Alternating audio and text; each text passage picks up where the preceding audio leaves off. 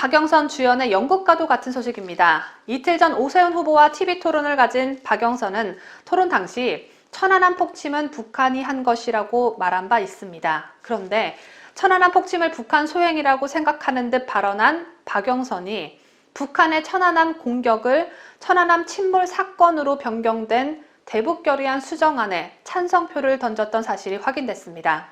천안함 폭침을 바라보는 시각이 선거 시점을 기준으로 바뀌었나 봅니다. 생각이 바뀌어도 어쩜 이렇게 선거에 딱 맞춰서 바뀌어졌을까요?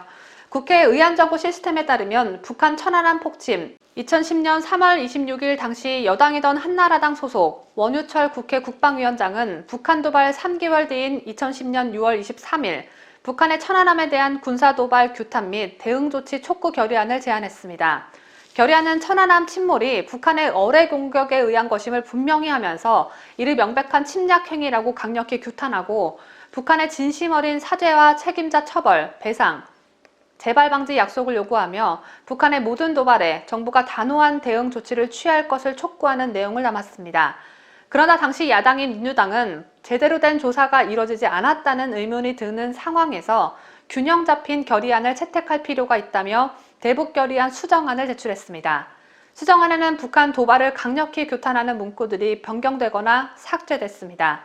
북한의 천안함 공격으로 희생된 순국 용사들이라는 원안의 문구를 천안함 침몰 사건으로 희생된 순국 용사들이라고 수정했고 미국, 영국, 호주, 스웨덴 등이 참여한 민국 합동조사단의 객관적이고 과학적인 조사를 통해 밝혀진 바와 같이 천안함 침몰 원인이 북한의 어뢰 공격에 의한 외부 수중 폭발 때문이라는 조사 결과를 전적으로 신뢰한다는 주문을 진상규명 노력을 했으나 합리적 수준의 의혹조차 해소하기에는 매우 미흡한 수준이라고 변경했습니다.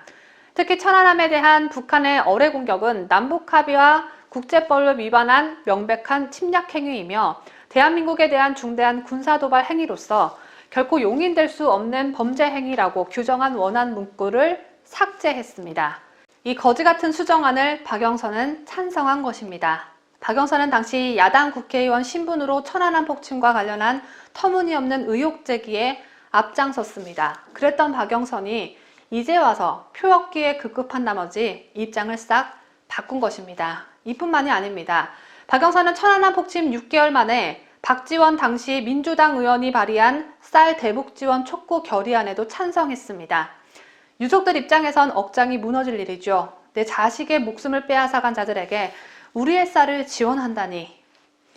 박영선 후보님, 말 바꾸기 이전에 최근 서해 수호의 날 유족들에게 과거 당신이 던진 찬성표에 대해 사과라도 했다면 이 정도로 뻔뻔스럽게 느껴지진 않았을 겁니다.